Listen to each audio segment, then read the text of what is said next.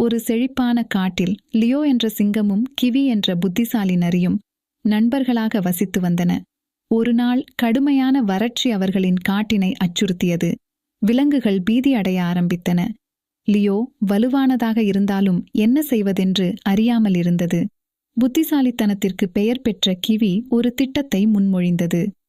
ஒரு ரகசிய நீரூற்றை கண்டுபிடித்தது. அங்குதான் கண்டுபிடித்த மறைவான பள்ளத்தாக்குக்கு விலங்குகளை அழைத்துச் செல்லுமாறு லியோவிடம் பரிந்துரைத்தது. லியோவின் வலிமை பாதையை தெளிவுபடுத்தியது. அதே நேரத்தில் கிவியின் வழிகாட்டுதல் அவர்களின் பாதுகாப்பை உறுதி செய்தது. ஒன்றாக அவர்கள் வன உயிரினங்களை காப்பாற்றினர். வலிமையும் புத்திசாலித்தனமும் இணைந்து எந்த சவாலையும் சமாளிக்க முடியும் என்பதை நிரூபித்துள்ளன.